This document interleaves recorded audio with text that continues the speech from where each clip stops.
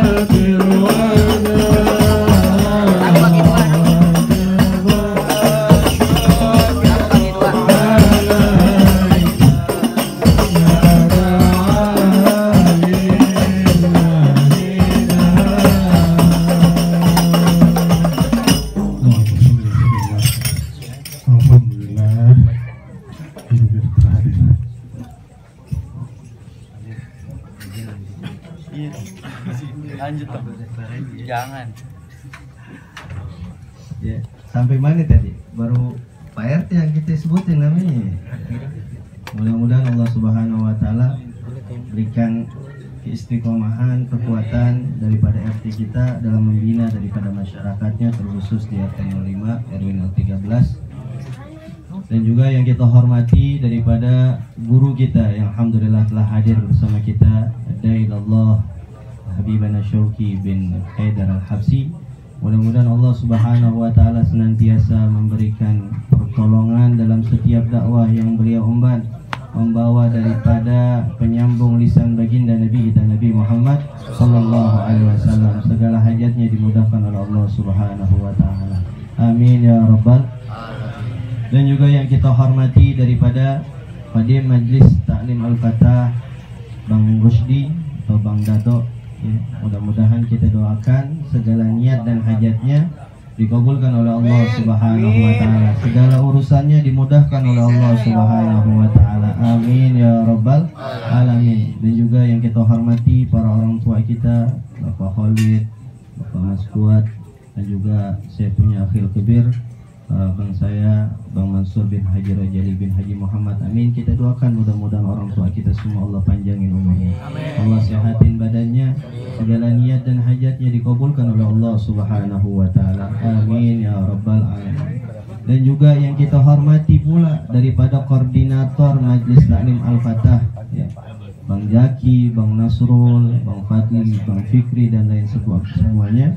Mudah-mudahan semuanya Allah Subhanahu wa taala panjangkan usianya, Allah Subhanahu wa taala kabulkan segala hajatnya dunia maupun akhirat. Amin ya rabbal alamin. Hadirin, puji serta syukur kita panjatkan kehadirat Allah Subhanahu wa taala, Sang Maharaja alam semesta. Dialah Allah Subhanahu wa taala, raja di raja, yang merajai seluruh raja daripada dunia ini. Ahlud dunia, rajanya di raja adalah Allah Subhanahu wa taala, yang gak akan pernah tumbang daripada kekuasaannya. Sebagaimana dikatakan kerajaannya Allah Subhanahu wa taala meliputi daripada langit dan bumi, bahkan dunia dan akhirat dibawa daripada kekuasaannya Allah Subhanahu wa taala. Allah katakan Inna lillahi ma fis samawati wal ard. Sesungguhnya milik Allah, kekuasaan Allah, kerajaan Allah Subhanahu wa taala meliputi langit dan bumi. Dialah Allah Subhanahu wa taala, Maha suci Allah Subhanahu wa taala, yang rahasia daripada pengampunan ilahi. Pengampunan Allah Subhanahu wa taala nggak akan pernah putus. Allah ciptakan diri kita dengan amalan-amalan kita.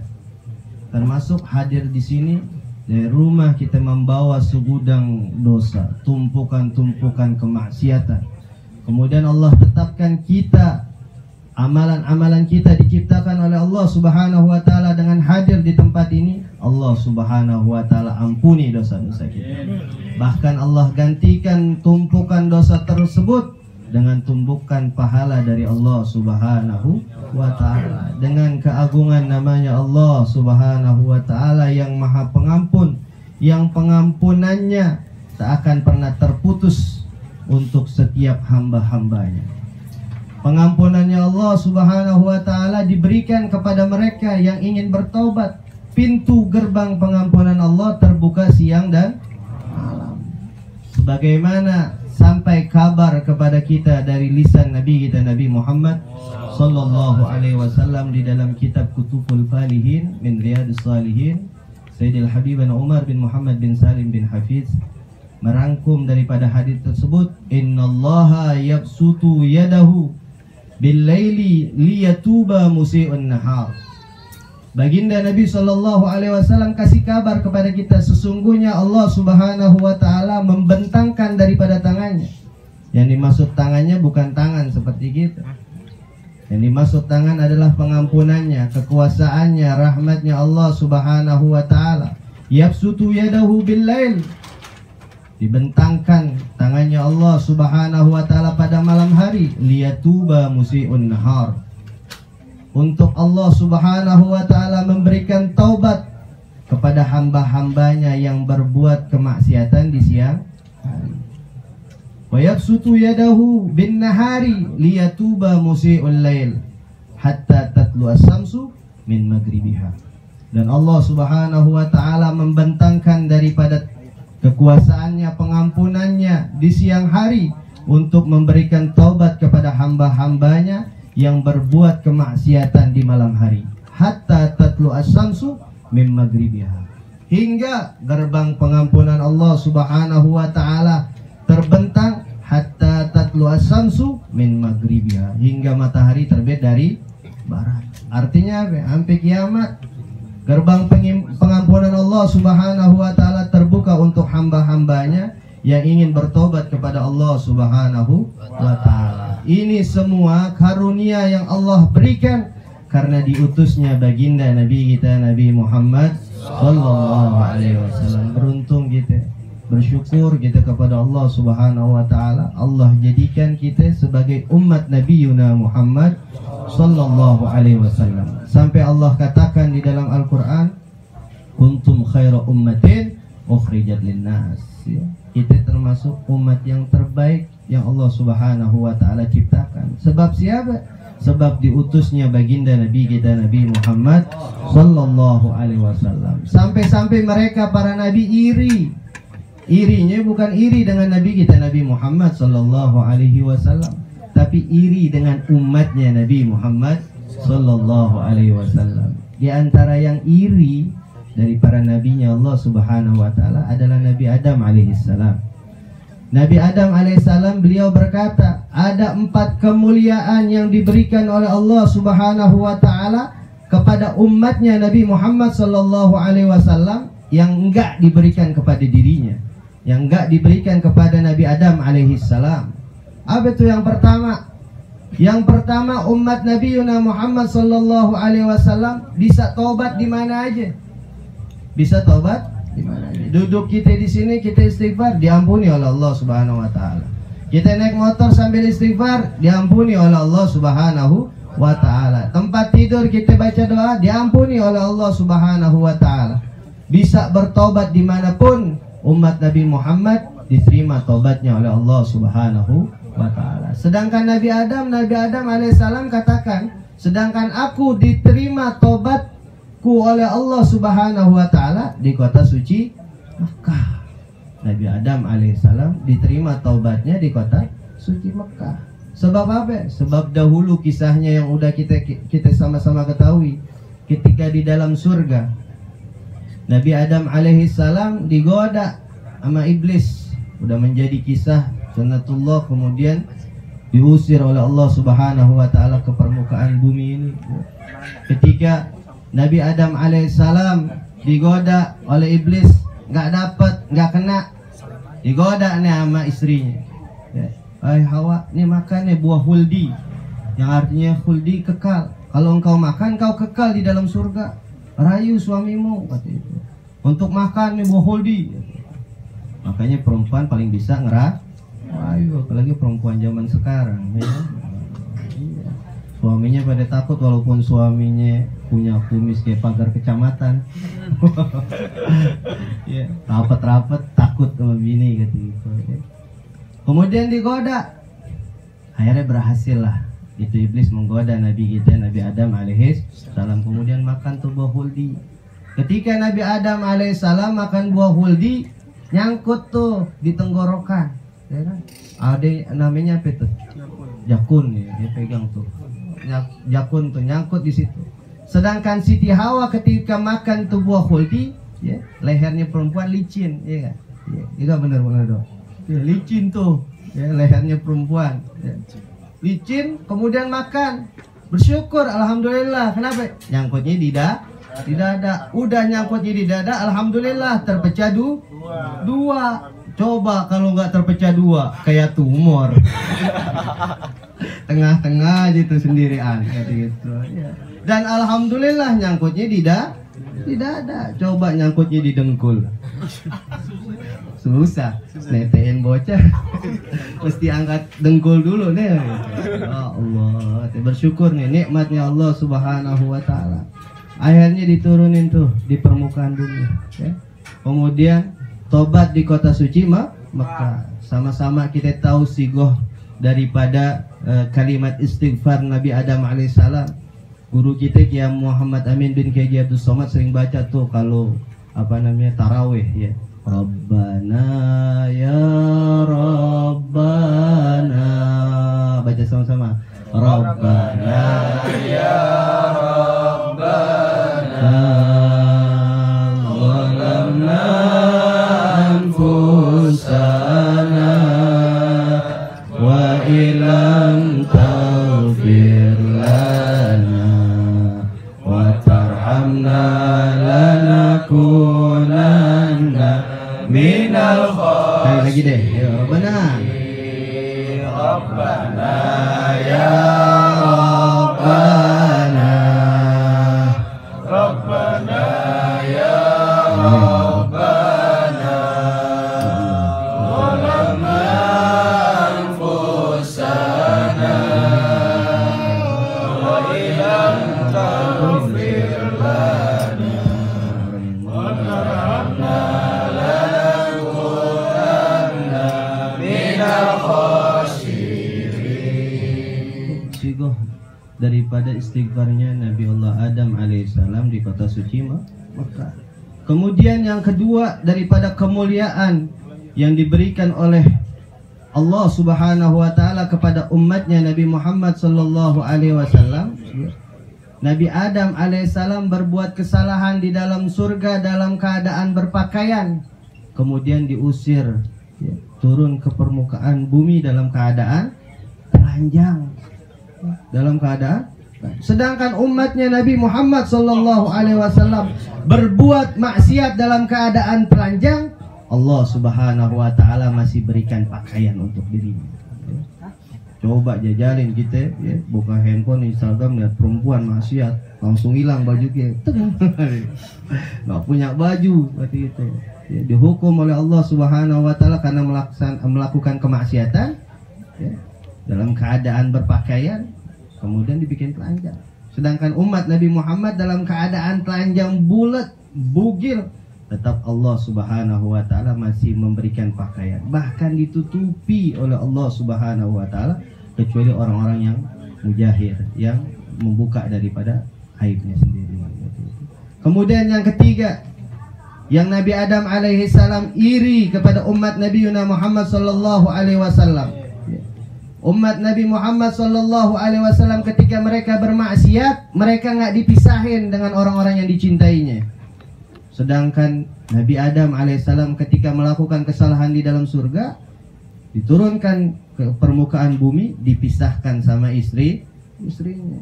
Ya, ada yang dalam sejarah Siti Hawa di India, kemudian Nabi Adam alaihissalam di kota suci Mekah. Pertemuan mereka di Jabal Rahmah. Ya. Tapi kita berbuat maksiat nggak dipisahin. Coba ketua RT kita ketika bermaksiat dipisahin sama istrinya. Wising ya tadi itu. suka dikasih aja puyeng, apalagi dipisahin. Ini irinya Nabi Adam alaihissalam. Kemudian yang terakhir daripada kemuliaan yang